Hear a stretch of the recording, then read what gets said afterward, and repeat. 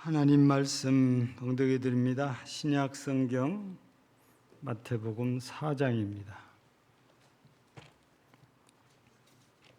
신약 성경 마태복음 4장 1절에서 11절까지 봉독해 드립니다. 신약 성경 4쪽입니다. 그때에 예수께서 성령에게 이끌리어 마귀에게 시험을 받으러 광야로 가사 40일을 밤낮으로 금식하신 후에 줄이신지라. 시험하는 자가 예수께 나와서 이르되 네가 만일 하나님의 아들이거든 명하여 이 돌들로 떡덩이가 되게 하라. 예수께서 대답하여 이르시되 기록되었으되 사람이 떡으로만 살 것이 아니요 하나님의 입으로부터 나오는 모든 말씀으로 살 것이라 하였느니라 하시니, 이에 마귀가 예수를 거룩한 성으로 데려다가 성전 꼭대기에 세우고 이르되 네가 만일 하나님의 아들이거든 뛰어내리라. 기록되었으되 그가 너를 위하여 그의 사자들을 명하시리니 그들이 손으로 너를 받들어 발이 돌에 부딪히지 않게 하리로다 하였느니라.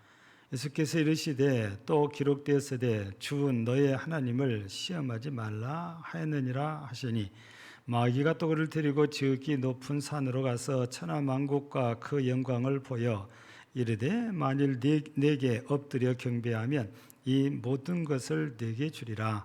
이에 예수께서 말씀하시되 사탄아 물러가라.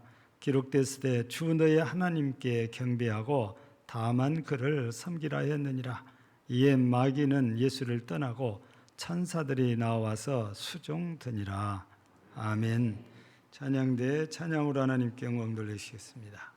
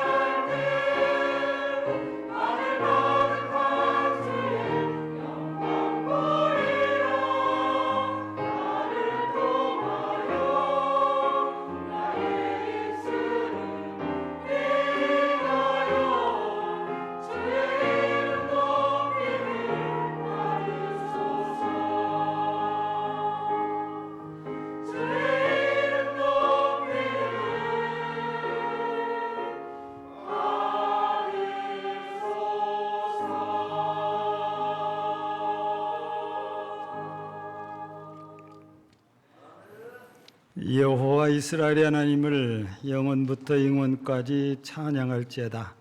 모든 백성아 아멘할지어다. 할렐루야. 감사합니다. 입술의 열매인 찬양으로 우리 하나님께 영광을 돌렸습니다. 영광 받으시고 허명하시며 이 시간 은혜를 부어 주옵소서. 예수님 이름으로 기도하옵나이다. 아멘.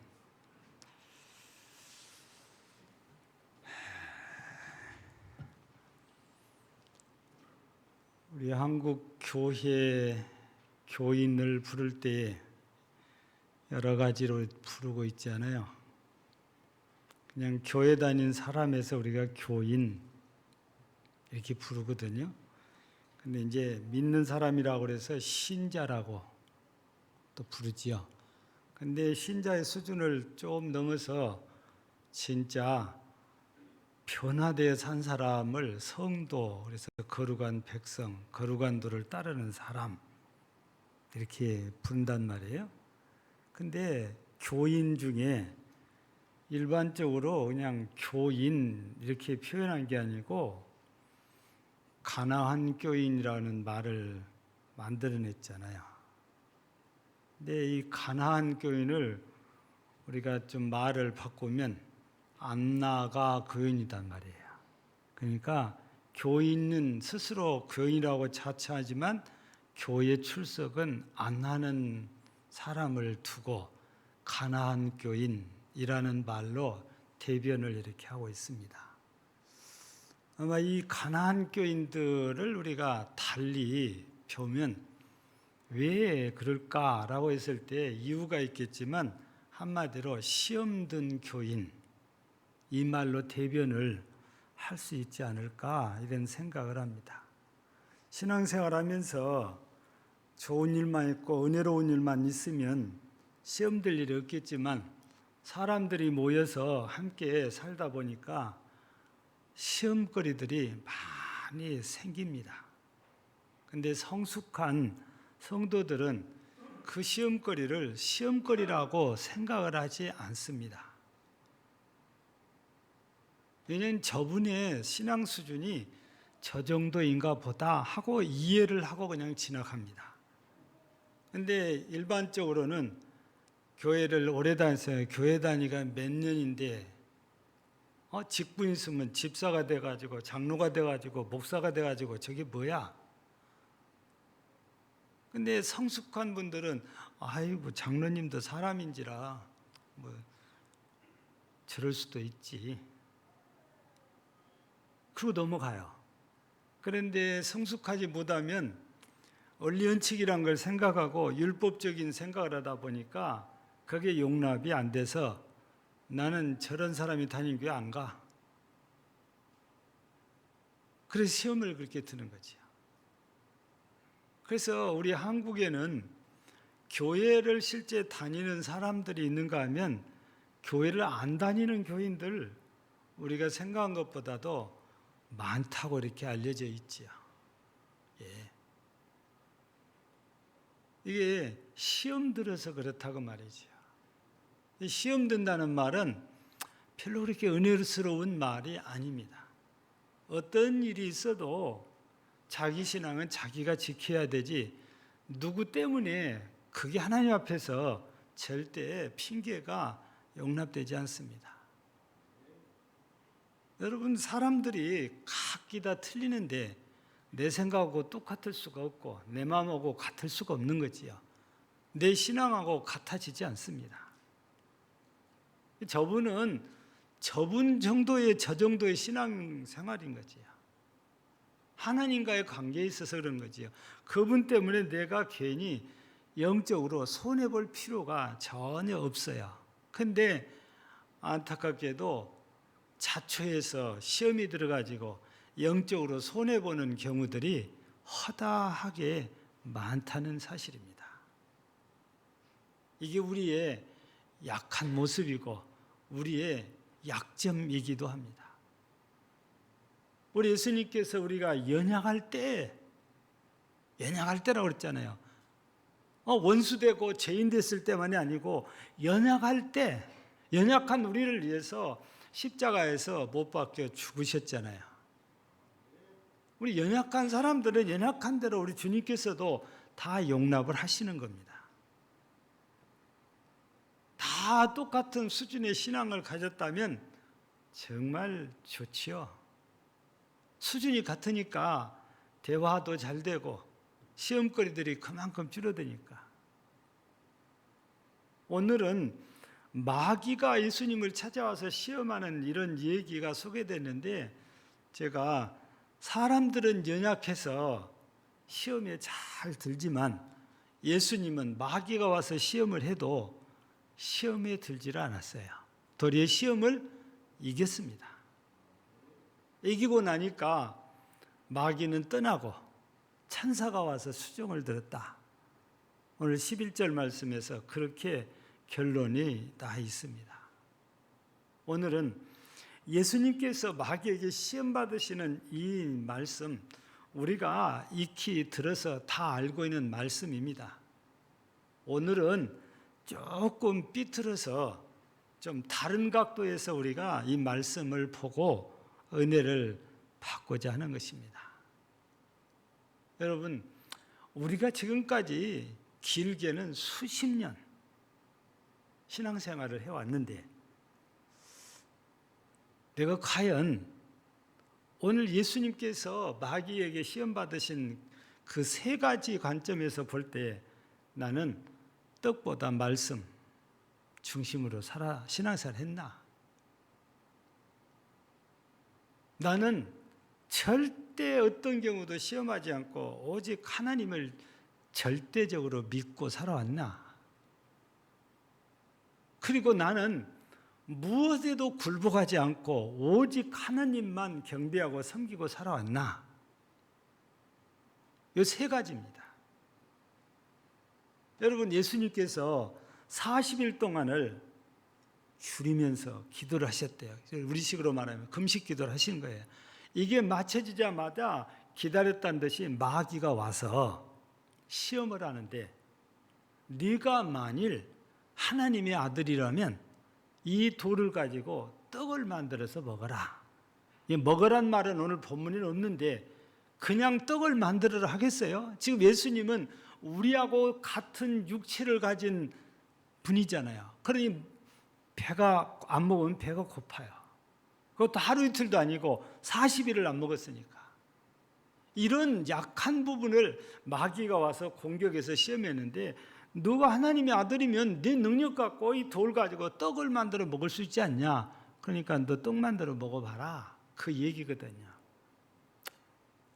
여러분, 이때에 예수님께서 돌 가지고 떡을 만든 능력이 없어서가 아니고 그런 능력을 충분히 갖추고 있지만, 여기서 마귀가 예수님의 약점을 가지고 예수님을 넘어뜨리려는 마귀의 괴계를 알기 때문에 예수님께서는 말씀으로 답변을 잘 하십니다.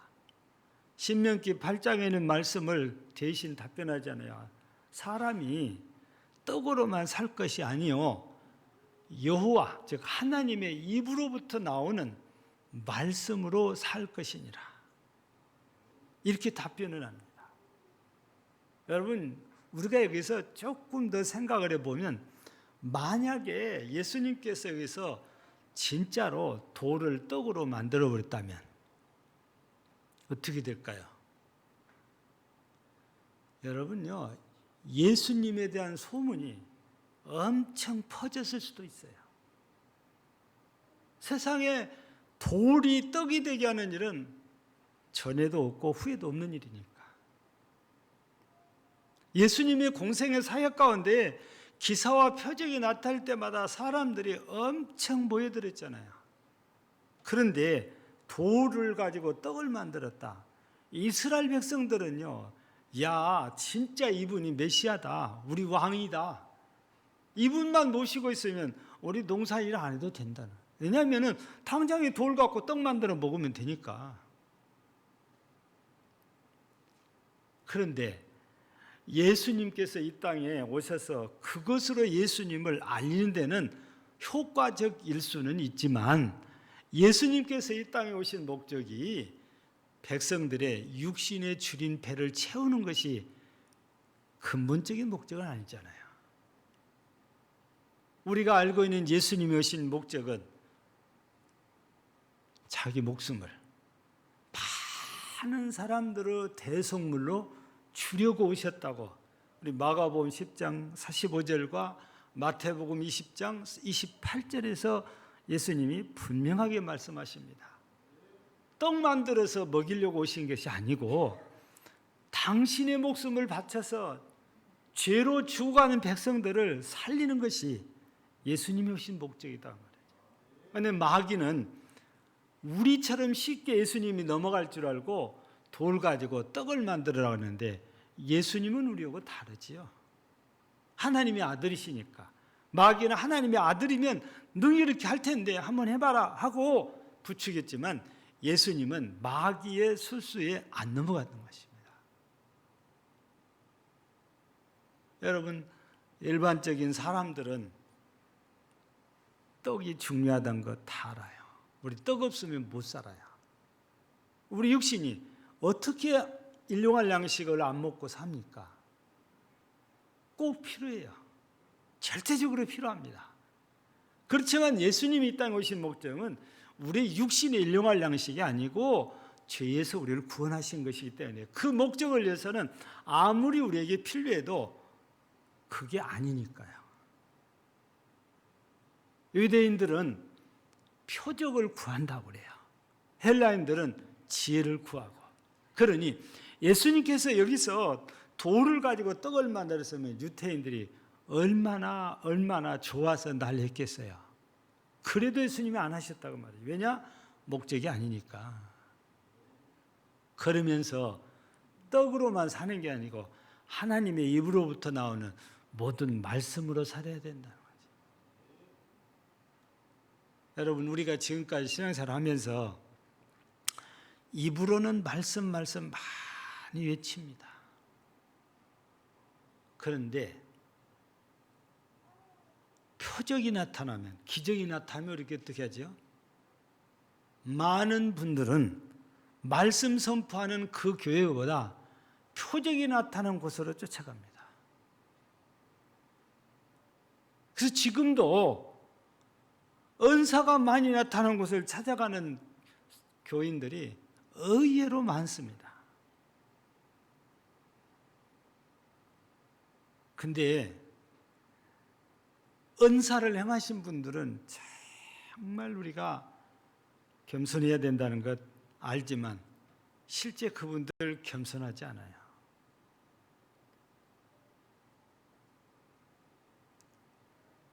자신을 통해서 이런 기사와 표적이 나타나면 자기가 한 것처럼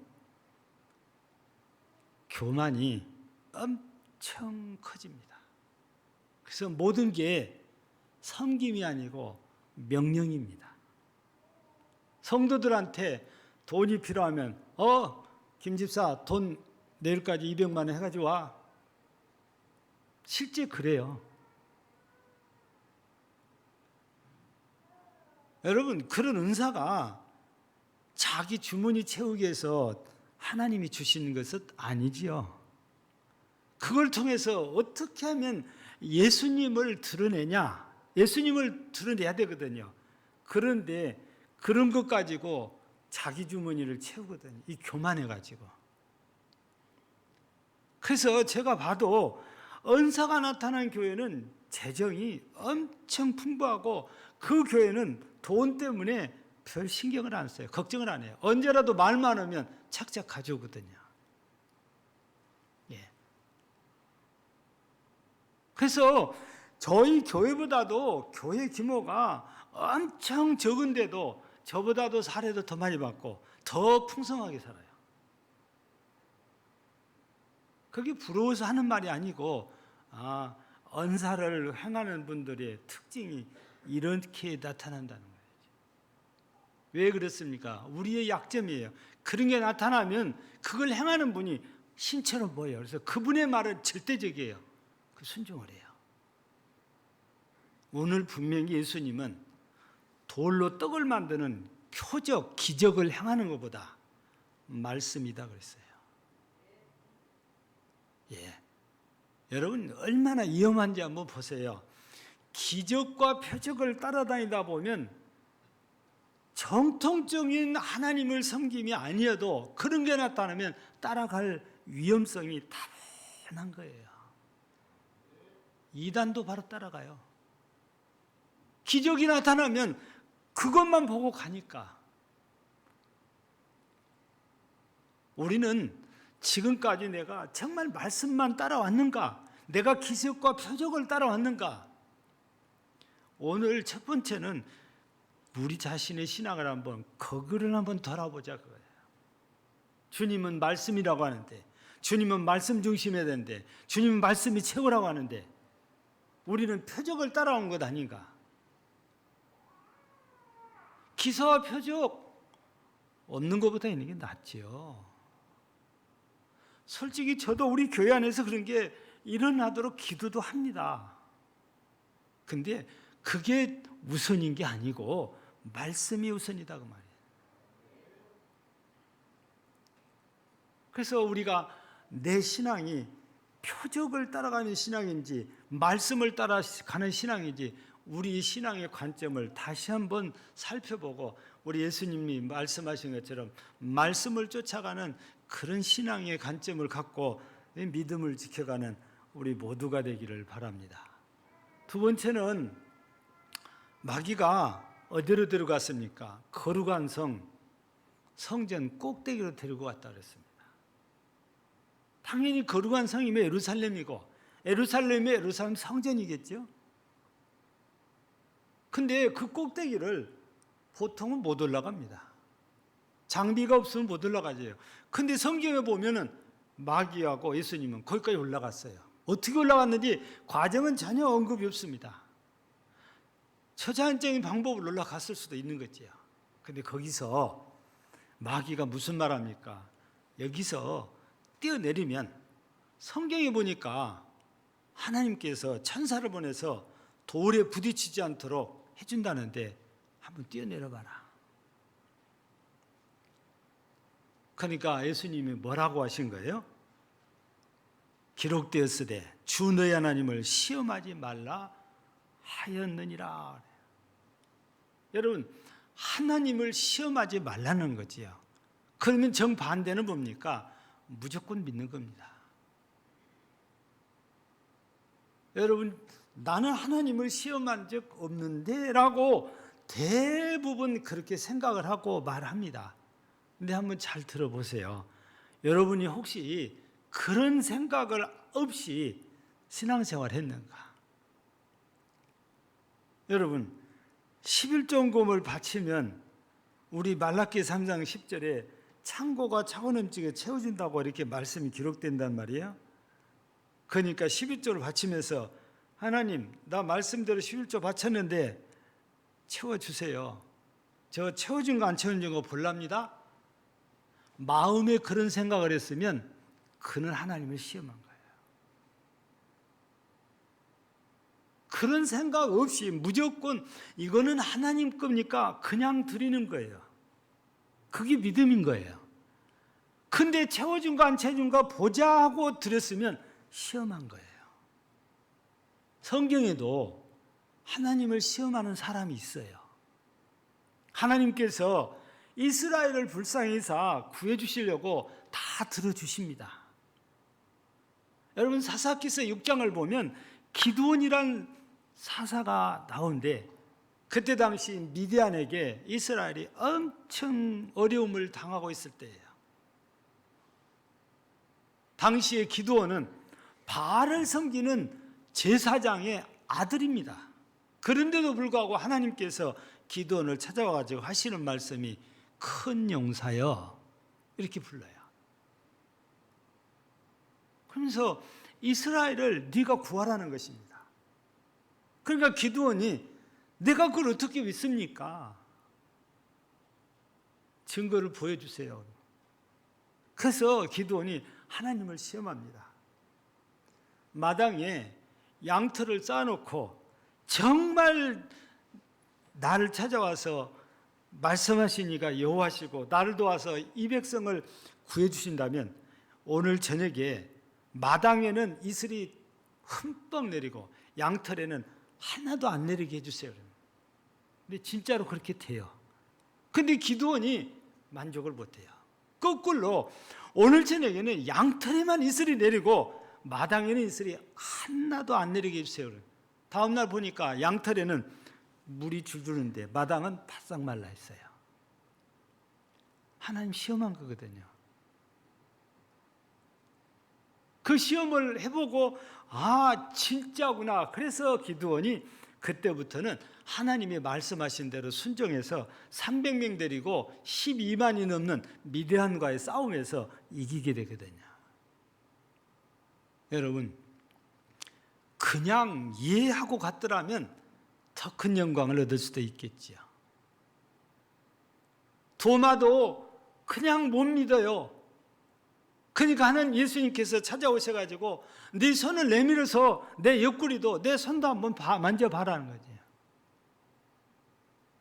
그러면서 보지 못하고 믿는 자는 복되도다 그래요. 여러분, 내 눈으로 확인 안 했어도 말씀이니까 그냥 믿는 이 믿음, 하나님은 우리가 이유가 없어요. 무조건 신뢰해야 됩니다. 믿어야 됩니다. 내가 이리 해보고 저리 해보니까 진짜구나. 그래서 믿는 게 아니고 그냥 믿는 거예요. 그냥 순수하게 믿는 겁니다. 근데 마귀는 예수님에게 하나님, 네가 하나님의 아들이면 아버지가 너 돌에 안 부딪힐래 하면 시험해봐. 그러니까 예수님께서 주의 하나님을 시험하지 말라 그런 거예요. 그 말은 하나님은 무조건 믿으라는 거죠. 여러분들은 한 번도 하나님을 시험한 적이 없습니까? 우리는 기억해야 됩니다. 하나님은 내가 시험해서 하나님이구나 아니구나 이걸 판단하는 게 아니고 우리는 하나님에 대해서 절대자이기 때문에 무조건 믿어야만 되는 거예요. 하나님은 시험의 대상이 아니고 믿음의 대상입니다. 사람은 잘하는지 못하든지 시험해 볼 수 있지만 하나님은 절대 그렇지 않아요. 근데 사람이 하나님을 시험하는 일들이 적지 않다는 사실은 참 안타까운 현실이지요. 여러분, 오늘 예수님께서 주시는 말씀을 보면서 우리는 무조건 하나님을 믿는 자가 되어야 된다는 것입니다. 마지막으로 세 번째는 높은 산으로 데리고 가셔서 천하만국을 보여주시고 나한테 절하면 이거 너한테 줄게. 마귀가 그런단 말이에요. 그러니까 예수님께서 뭐라고 하십니까? 사탄아 물러가라. 기록되었으되 주 너의 하나님께 경배하고 다만 그를 섬기라 했느니라. 여러분, 이 마귀가 골라도 잘못 고른 것 같잖아요. 우리한테 와서 그랬으면 넙죽 절했을랑가도 몰라요. 근데 예수님께 이런 걸 했다는 것은 예수님을 몰라도 너무 몰라서 그런 거죠. 여러분요, 사람들은요 돈에 약해요, 권력에 약해요, 명예에 약해요. 절 한 번만 하면 이거 줄게. 절할 사람이 수도 없이 많을 겁니다. 이거 한 번인데 뭘. 아니 절간에 가서도 부처 앞에 기도하는 사람들이 한 번인데 뭘 어째서. 무속인 찾아가서 점치는 것도 이거 그냥 장난이에요. 말은 장난인데 그 사람 마음 장난 절대로 아닙니다. 여러분요, 마귀가 예수님께 나한테 절하면 천하만국을 나한테 준다는 거예요. 결국 예수님대로 마귀의 종이 되라는 것인데, 여러분요, 내가 절해서 세상 것들을 얻어가지고 잘되고 성공하고 부유하게 된다 해도 이거는 하나님 앞에서는 엄청난 잘못인 거잖아요. 여러분, 우리가 계명을 보면은 나 외에 다른 신을 섬기지 말라. 어떤 형상이든지 만들지 말라. 그거 절하지 말라 그래요. 근데 마귀가 예수님께 나한테 절 한 번만 하면 다 줄게. 여러분 기억해야 돼요. 우리가 경배하고 섬겨야 될 대상은 오로지 하나님 한 분인 거지 막이 아니에요. 재물도 아니에요. 명예도 아니고 권력도 아닙니다. 그런데 세상 것들을 얻게 준다고 그러니까 그거 얻으려고 넙죽넙죽 절을 해요. 우리 지난날 우리의 신앙이 어땠는지 살펴봐야 돼요. 아무리 나한테 필요한 걸 준다고 해도 나는 하나님이 아니면 안 돼 하고 정말 거절하고 뒤돌아서고 하나님만 경배하고 하나님만 섬겼는지. 아이고, 한 번만 그리고 그냥 앞으로는 하나님 쳐다보고 뒤에서는 손 내미는. 여러분 일본 가실 기회 있으면은 동경에 가면 동경타워가 있습니다. 거기에 의회도 있고 그런데 그 1층에 가면 재미있는 조각상이 있어요. 그 조각상이 뭐냐면은 우리 성경 창세기에 있는 것 그대로예요. 뱀의 유혹이에요. 예, 제가 말한 대로 손은 아니야. 근데 뒤에는 손을 대는 거예요. 이게 우리들의 모습인 거야. 일본 의회에다가 부정하지 말라는 그 의미로 하나님도 잘 믿지도 않는 것들이 그 형상을 조각상을 만들어놨어요. 그걸 보고는 놈들이 좋은 건 다 따라하네. 부정부패 없어야 된다는 것을 그런 걸로 지금 해놨거든요. 우리는 그리스도인들이라면 절대 하나님밖에 없어야 돼요. 내가 경배하고 내가 섬겨야 될 대상은 하나님이 없어야 돼요. 천하에 천금을 준다고 해도 다른 이가 경배의 대상이 되면 안 돼요. 그래서 우리 예수님께서는 사탄아 물러가라. 주내 하나님께 경배하고 그만 섬기라. 하나님만 섬기라는 거지요. 우리는 이 지금까지 살아오면서 정말 하나님만 섬기고 살아왔을까? 한 번쯤은 우리가 돌아보면서 하나님 앞에 다시 한번 우리 하나님 앞에 고백이 됩니다. 내가 어떤 일이 있어도 하나님만 경배하고 하나님만 섬기고 살겠습니다. 너는 사람인지라 물질에 약합니다. 권력에도 약합니다. 명예에도 약해요. 그거 준다면은 잘 넘어가거든요. 근데 오늘 우리 예수님께서는 아니라는 겁니다. 하나님만 섬기고 하나님께만 경배하라고. 그래서 오늘 우리가 이 말씀을 보면서 세 가지를 제가 말씀드렸습니다. 우리의 신앙생활이란 물질이 우선이 아니고 말씀이 우선이라는 거지. 절대 하나님은 시험의 대상이 아니고 믿음의 대상, 신뢰의 대상이라는 겁니다. 하나님 외에 그 어떤 그 무엇도 경배하거나 섬기면 안 된다는 거죠. 오직 하나님만 우리는 섬겨야 된다는 거죠. 우리 신앙이 그래야 된다는 겁니다. 오늘 우리가 이 말씀을 이렇게 다른 측면에서 한번 이렇게 비틀어서 보면서 우리 신앙을 점검하고 우리의 신앙이 하나님이 말씀하신 이런 신실한 신앙인으로 서서 하나님의 나라에 합당한 모든 성도들이 되어지기를 주의 이름으로 축복합니다. 하나님 아버지 감사합니다. 우리 모두 말씀 중심의 신앙, 우리 모두 절대 하나님을 신뢰하는 신앙, 오직 하나님만 경배하고 하나님만 섬기는 신앙인이 되어 하나님의 나라에 합당하게 하옵소서. 예수님 이름으로 기도하옵나이다. 아멘. 545